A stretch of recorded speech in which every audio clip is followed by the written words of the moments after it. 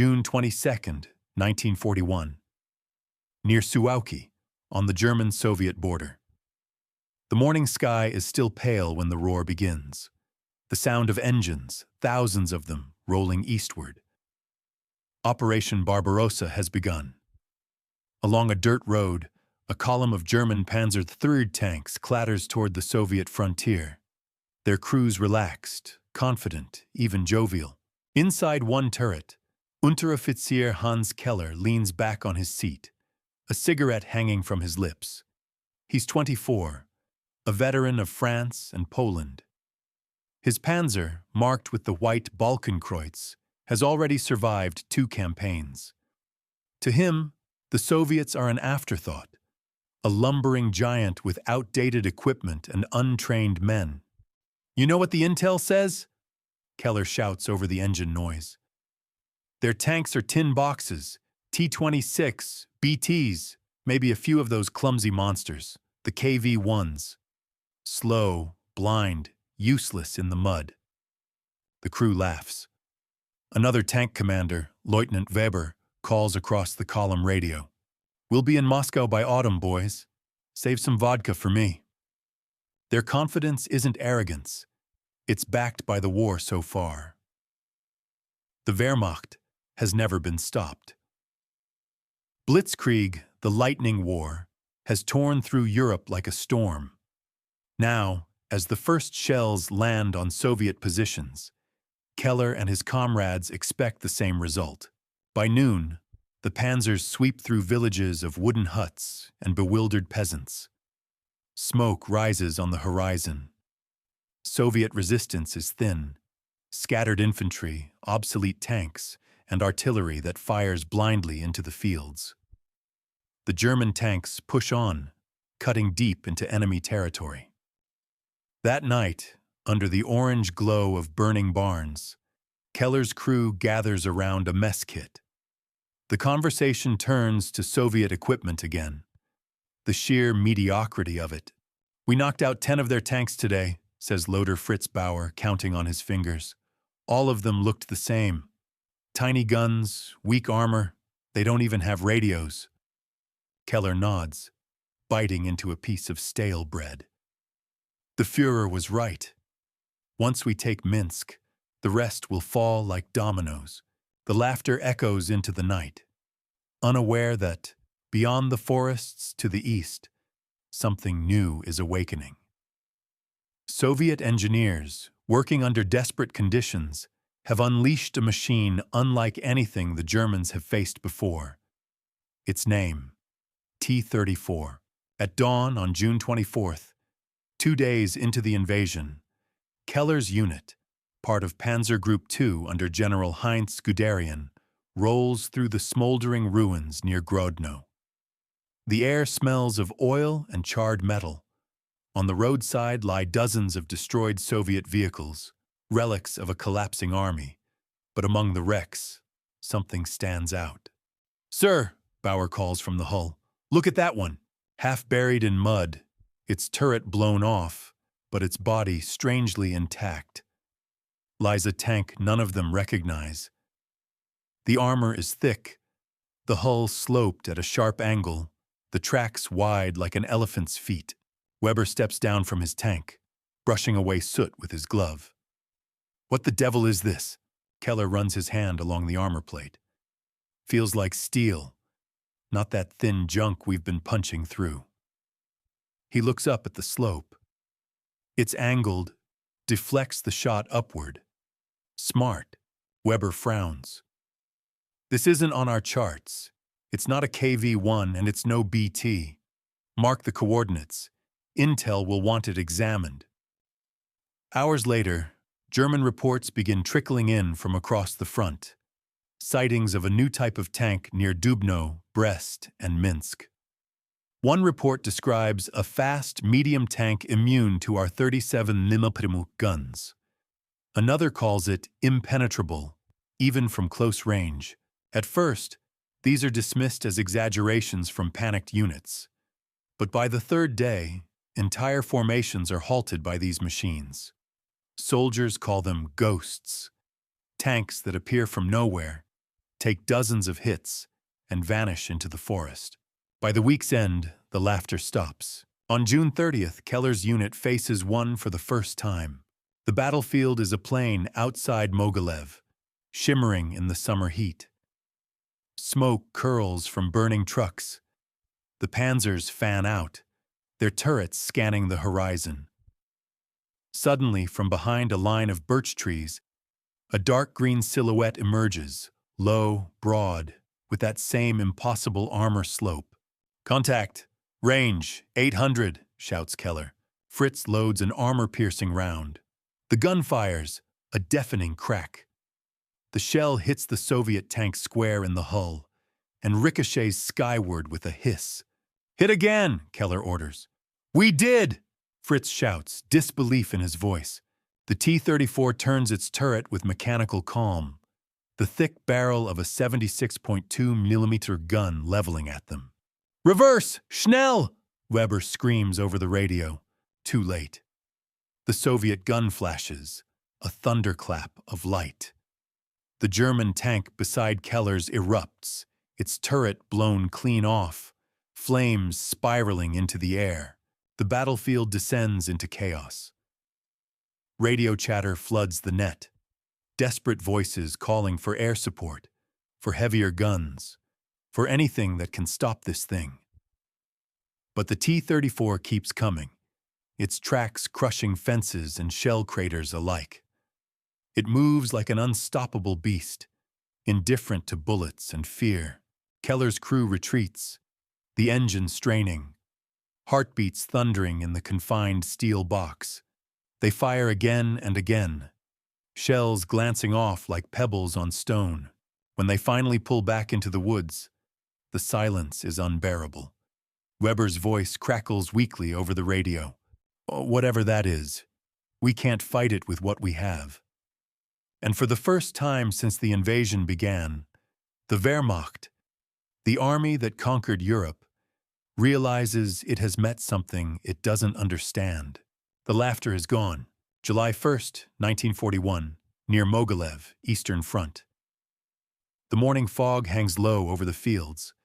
The smell of burned fuel still lingers, acrid, metallic, unforgettable. Keller's crew hasn't slept. Their once invincible panzers now feel fragile, exposed. Each clang of armor echoes like a death knell. Across the lines, German engineers crawl over the wreckage of their first captured T-34. The tank stands silent, its green armor pitted but intact, its gun still pointing toward the horizon as if defying them. Even after dozens of direct hits, it refused to die. Oberleutnant Wilhelm Reiss, a technical officer from the 18th Panzer Division, circles the machine with awe. "Look at this armor," he mutters. "It's sloped, every angle designed to deflect. It's genius. The Russians aren't supposed to build things like this." A younger soldier, camera slung around his neck, shakes his head. "I thought they were backward peasants." Rice chuckles darkly. So did everyone else. He kneels beside the massive tracks. And these, extra wide, twice the grip of ours. No wonder they move through mud like tractors. Nearby, mechanics pry open the engine hatch and gasp. Inside sits a V2 diesel engine, 500 horsepower, robust and efficient. Nothing like the gasoline-driven power plants of the German panzers. Rice runs his hand over the block. "Diesel," he says softly. "Less flammable, more range. Whoever designed this wasn't guessing. They knew exactly what they were doing." Reports flood headquarters. Fragments of the same nightmare repeating across the 2,000-mile front. At Brest-Litovsk, an entire panzer regiment is stalled by just a handful of T-34s. At Dubno, one tank battalion claims to have fought a single Soviet machine for hours, watching in disbelief as their shells bounced off one after another. Field Marshal Gerd von Rundstedt notes grimly in his diary, "Our weapons are not sufficient against these new types. The enemy's armor is superior in every regard." That same morning, Keller and his crew receive new orders.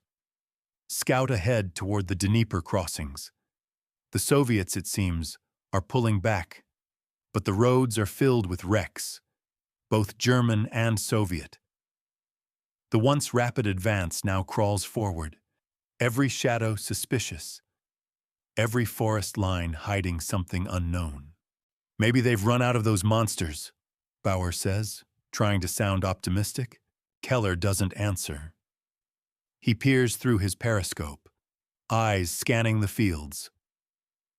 The landscape is littered with the ghosts of war, burnt trucks, twisted helmets, abandoned rifles. But among them, here and there, lie the corpses of T-34s, silent and blackened. They can be killed, he murmurs. We just need to learn how. That afternoon, a formation of Junkers Ju-87 Stukas dives overhead, screeching toward the tree line.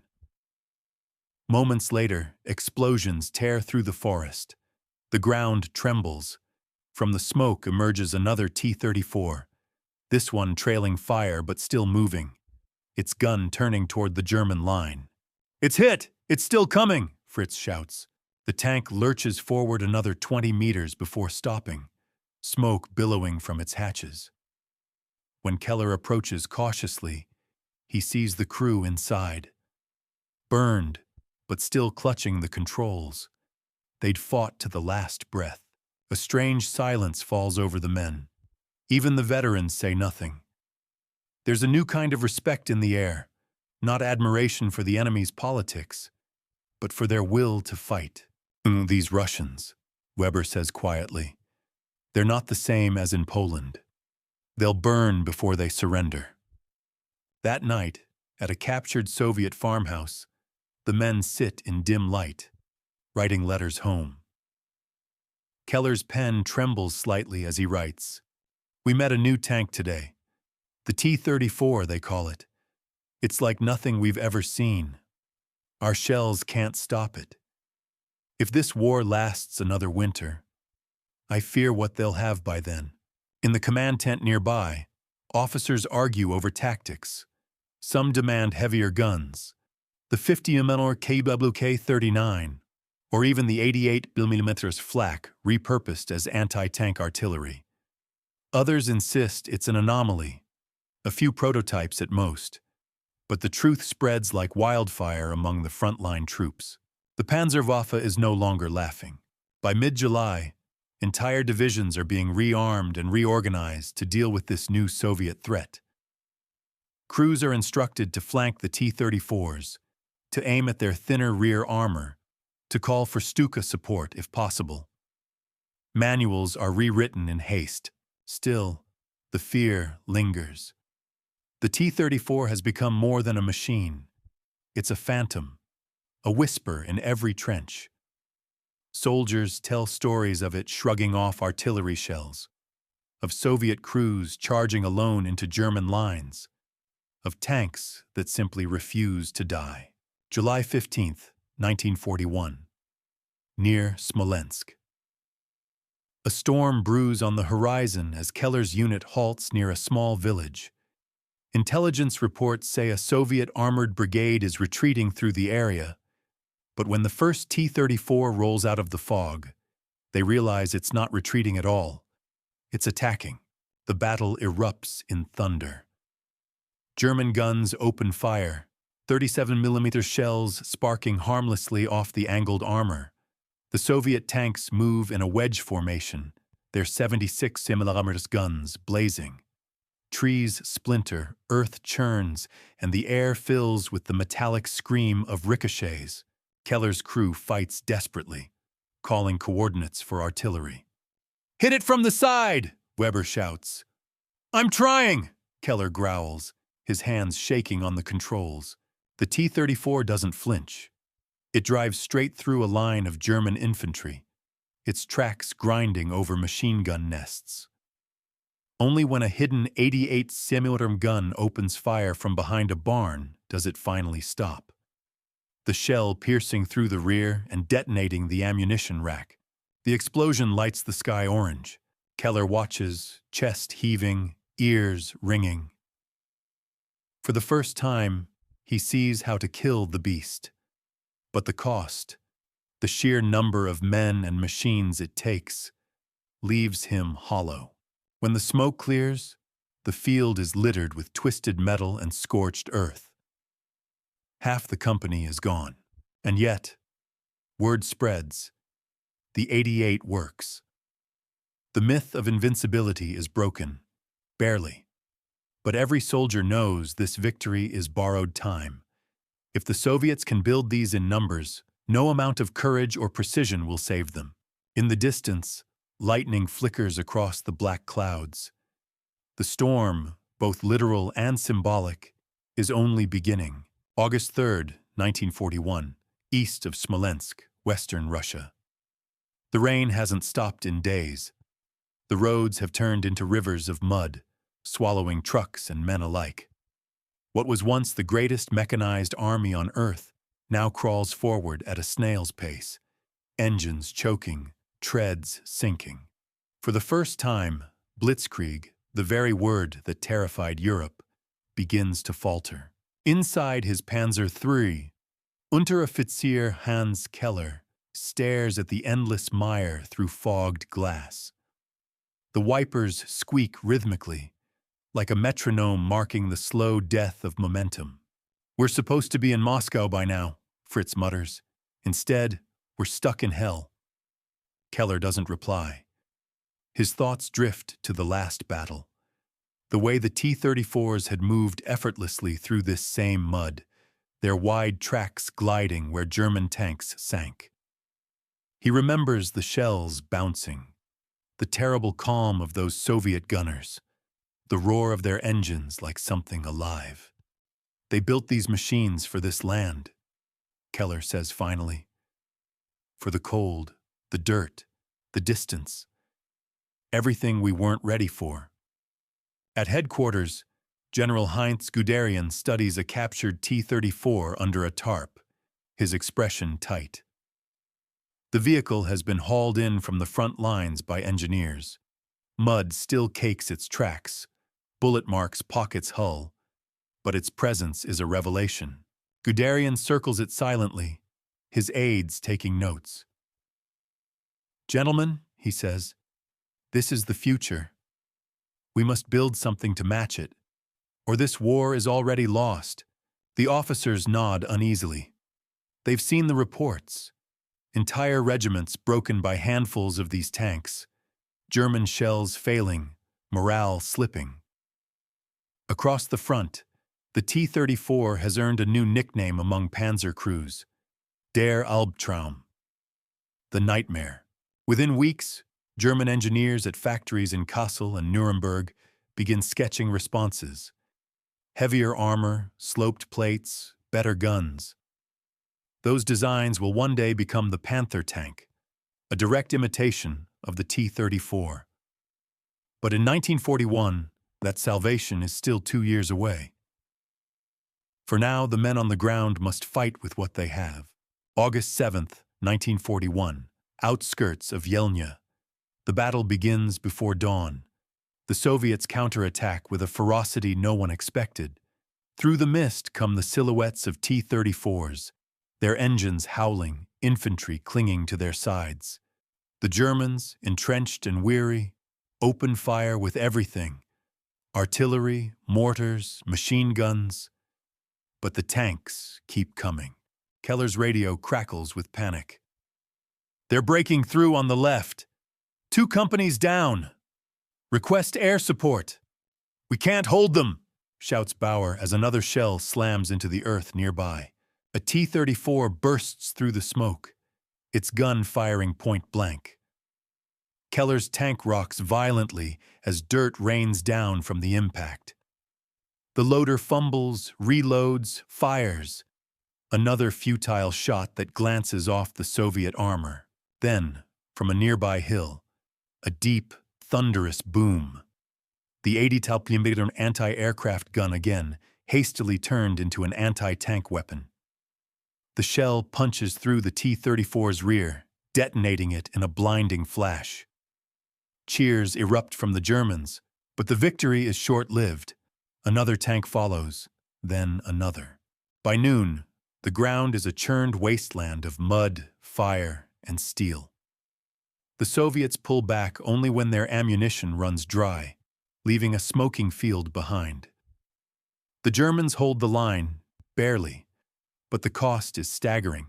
When the medics arrive, Keller sits on the hull of his tank, helmet off, face streaked with grime. He looks at the burned-out carcass of a T-34, black smoke curling from its turret. "They'll build 10 more for everyone we destroy," he says quietly. Weber nods grimly.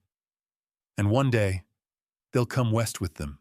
Far behind the front, in Moscow, Soviet engineers at Factory Number 183 work day and night to fulfill that prophecy. Despite the German advance, the T-34's design is simplified for mass production. Welded armor replaces complex fittings. Parts are standardized. Entire factories are dismantled and moved east, to Nizhny Tagil, beyond the reach of the Luftwaffe. In those dark months, as Moscow braces for invasion, the Red Army produces the impossible. Hundreds of T-34s each month. Each one a defiant roar against the German war machine. By autumn, when the first snow begins to fall, the T-34 has become the beating heart of Soviet resistance. It's not just a weapon now, it's a symbol.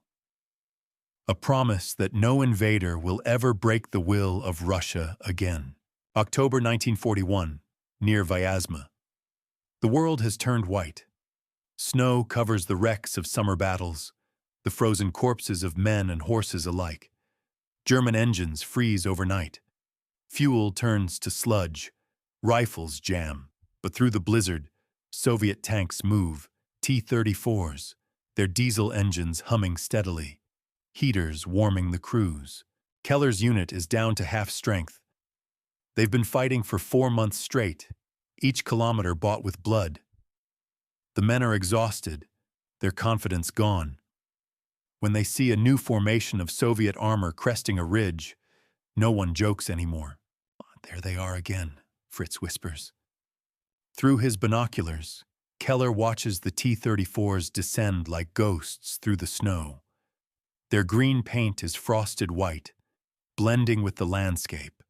Silent, patient hunters. The Germans fire, the shells bounce. The ritual repeats. When one of the T-34s finally bursts into flames, the crew escapes, running barefoot through the snow. Just boys, maybe 18. One stops, looks back at the wreck, then vanishes into the smoke. Keller lowers his binoculars. For the first time, he feels something unfamiliar. Not hatred, not even fear, pity. "They're fighting for their home," he says softly. "And we're fighting for a map." That night, huddled in a ruined farmhouse, the men listen to the wind howl outside.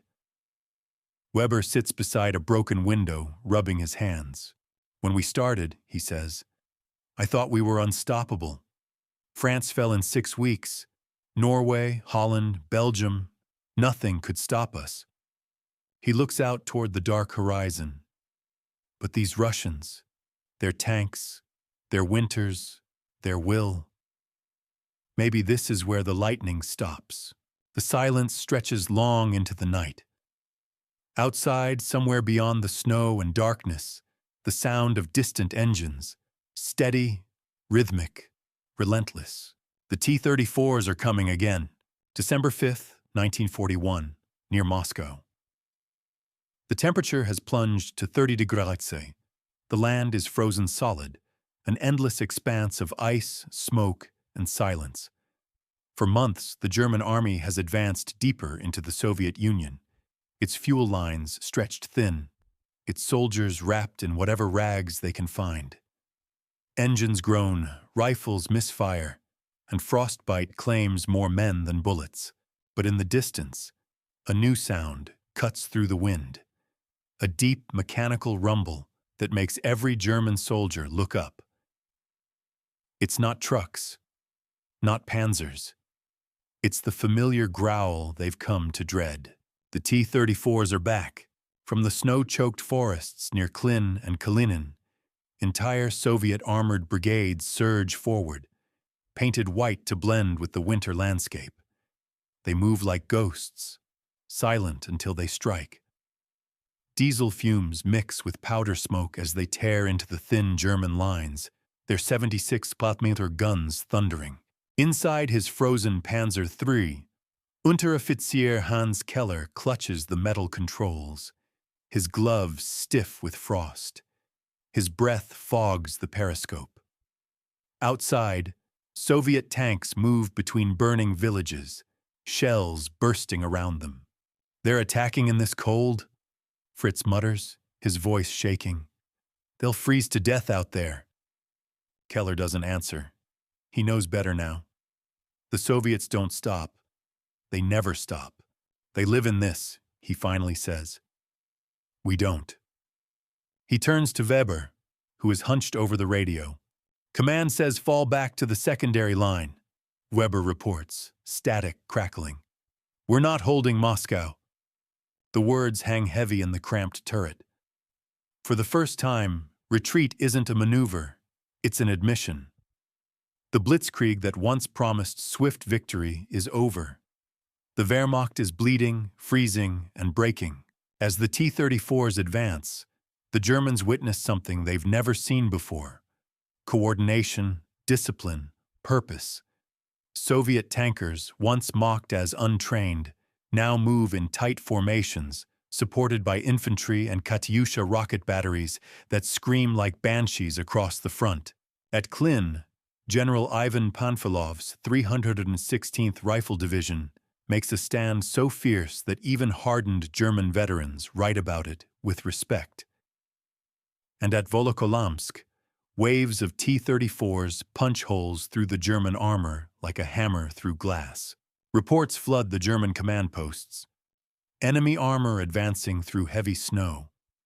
T-34s immune to small caliber fire. Request withdrawal. Immediate. In Berlin, the news is censored. But in the frozen fields of Russia, no one can hide from the truth. The invader has lost the initiative. By December 10th, Keller's unit is in full retreat. The once proud panzer columns that rolled into Russia gleaming and confident now limp westward, engines coughing black smoke. The T-34s pursue relentlessly, firing from ridgelines and forests, cutting off escape routes. One night, as they bivouac in the ruins of a burned-out dacha, the men huddle around a faint fire. Fritz tends to the engine, his fingers raw and bleeding. Weber stares at a torn photograph of his wife. No one speaks for a long time. Then Keller breaks the silence. "You know," he says quietly, "when we first saw one of those tanks back in June, we laughed." Fritz gives a bitter smile. "We thought it was just another target. Now," Keller continues, "it feels like they're laughing at us." The fire pops. Outside, the wind howls through the broken rafters, carrying the distant thrum of Soviet engines. December 17th, 1941, near Kaluga. The Germans attempt a desperate stand. Their 80-millimeter guns are dug into the snow, barrels blackened from overuse. Artillerymen hunch over the breaches, their breath freezing mid-air. Then, out of the blizzard, the T-34s appear again, endless, white-painted specters. They move in silence until they're within 800 meters. Then, all at once, their guns flash in unison. The first salvo tears through the German line. 188 explodes, its crew flung into the snow. Keller's tank rocks from the shockwave. He swings his gun toward the nearest silhouette, fires a direct hit. The shell punches through the T-34's track, halting it. The Soviet turret turns anyway, the barrel lowering toward them. "Move, move!" Weber shouts. The German tank reverses, treads squealing on ice. The Soviet gun fires. The blast deafens them. Snow and steel rain down. The periscope cracks. The cabin fills with smoke. When the air clears, Keller sees it. The Soviet tank, burning, its crew climbing out, silhouettes against the orange glow. One of them, young, barely 20, turns and salutes before collapsing into the snow. No one speaks. For a moment, the war feels eerily quiet. "They don't give up," Fritz whispers. Keller nods. "Neither can we." But by January 1942, the truth is undeniable. The German offensive on Moscow has failed. The Wehrmacht has lost over 600,000 men. Entire divisions are destroyed or encircled. Thousands of vehicles lie frozen, abandoned, their engines cracked from the cold. The myth of invincibility is shattered. The world now knows what the German soldiers learned firsthand, that the T-34 and the Soviet will behind it are unlike anything Europe has ever faced. Back in Berlin, Hitler rages at his generals, blaming weather and luck. But in the East, on the frozen steppe, soldiers like Hans Keller know better. It wasn't the weather that stopped them. It was steel, skill, and sacrifice, forged in the factories of the Urals and driven by men who refused to yield. February 1942. Somewhere west of Rzhev.